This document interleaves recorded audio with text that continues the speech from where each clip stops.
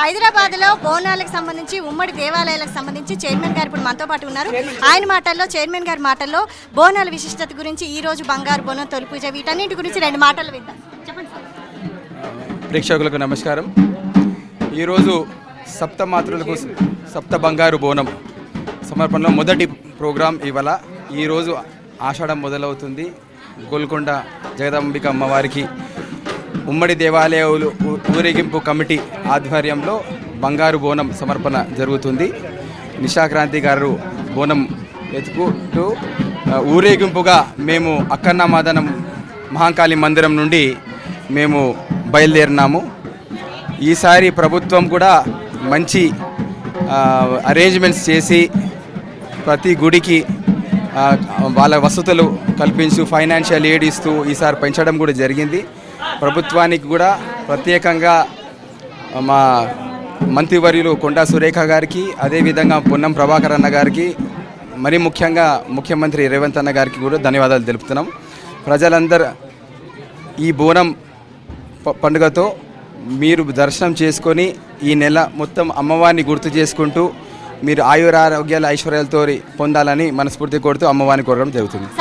సంవత్సరానికి భక్తుల సంఖ్య పెరుగుతూనే వస్తుంది. అంటే దీని విశిష్టత గురించి, పెరుగుతున్న దాని ప్రత్యేకత గురించి, అమ్మవారి బోనం గురించి ఇంకొక 2 మాటలు అమ్మ. ఇప్పుడు నమ్మకం గురించి. ఎస్, తప్పకుండా అమ్మ.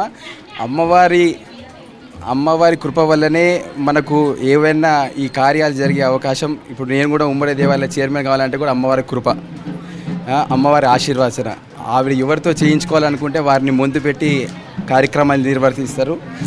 అది మరి ముఖ్యంగా ప్రజలు అంటే ఈ బోనాల పండుగ ఏంటంటే అమ్మవారికి బోనం అంటే భోజనం ఎక్కించి మనమందరం ప్రశాంతంగా మంచిగా ఉండి మనతో పాటు మన కుటుంబ సభ్యులు, మన సరౌండింగ్స్ అందరూ బాగుండాలని కోరుకుంటూ ఈ బోనాల కార్యక్రమం చేయడం జరుగుతుంది. వాతావరణంలో ఏదో మార్పు జరుగుతుందో దాని దృష్ట్యా ఇప్పుడు సాంప్రదాయబద్ధంగా మన పెద్దవాళ్ళు చేసుకుంటూ అమ్మవారిని ఎప్పుడైతే అప్పుడు హెల్త్ ఇష్యూస్ వచ్చినాయో అప్పుడు ఉన్న నిజాం పరిపాలనలో ప్లేగ్ అప్పటి నుంచి మనం ఇది ఆనవాయితీగా మనం చేసుకుంటూ వస్తున్నాం. ప్రతి సంవత్సరం ఏటా ఇది ఇంకా వైభవంగా జరుపుకుంటున్నాం. అదే విధంగా రానున్న జనరేషన్స్ కూడా ఇది మనమందరం నేర్చుకునే మన అవకాశం ఈ సాంప్రదాయం. ఇదే విధంగా మనం ఇక్కడే కాకుండా మనం సాంప్రదాయం దాదాపు 2009 నుండి మనం యునైటెడ్ ఏపీలో ఉన్నప్పుడు అప్పటి నుండి విజయవాడ కనకదుర్గమ్మ తల్లికి కూడా మనం బోనం ఎక్కిస్తూ ఉన్నాం. ఈ సంవత్సరం 29 నాడు అమ్మవారికి మనము బంగారు బోనం సమర్పణ కార్యక్రమం ఉంది. కావున భక్తులు చాలామంది దాదాపుగా 1000-2000 మంది హైదరాబాద్ నుండి తరలి వెళ్తున్నారు విజయవాడకి. నేను ప్రజలందరూ కోరడం ఏంటంటే ఈ కార్యక్రమాన్ని విజయవంతం చేయవలసింది మనవి చేస్తున్నా. అదేవిధంగా గవర్నమెంట్ కూడా నేను మన ఆర్డర్ కూడా పాస్ చేసింది. ఏపీ గవర్నమెంట్కి కూడా రిక్వెస్ట్ చేస్తూ మా దగ్గర నుంచి సాంప్రదాయబద్ధంగా పట్టు వస్త్రాలు బంగారు బోనంతో వస్తున్నాము, మీరు ఏర్పాటు చేయమంటే వాళ్ళు కూడా ఇక్కడ ఎండోమెంట్స్ మినిస్టర్ గారు కూడా పార్టిసిపేట్ చేస్తున్నారు. అక్కడ ఉన్న రామ్ నారాయణ రెడ్డి గారు కూడా ఈ ఉత్సవంలో పార్టిసిపేట్ చేస్తున్నారని ఇప్పుడే నిన్నటి వరకు తెలిసింది. అమ్మ భక్తులకు అమ్మవారికి వారధి లాంటి వారు మీరు భక్తుల గురించి మీరు అమ్మవారిని ఏం కోరుకుంటున్నారు?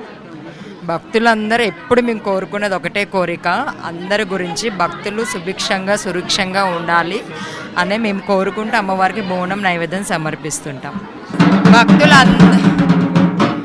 భక్తులందరూ సుఖ సంతోషాలతో ఆరోగ్యంతో ఉండాలని చెప్పి కోరుకుంటున్నాను. అలాగే వర్షాలు బాగా పడి పంటలు బాగా పండాలని కోరుకుంటున్నాను. ముఖ్యంగా పిల్లలు కదా జాగ్రత్తగా పాటించాలి. ఈ సంవత్సరం కూడా చాలా కొత్త రోగాలు కూడా వచ్చే ఉన్నాయి. మనం వింటూనే ఉన్నాము. అమ్మవారి ఆంశ కూడా అదే ఉంది. జాగ్రత్తగా ఉండాలి అందరని కోరుకుంటున్నాను.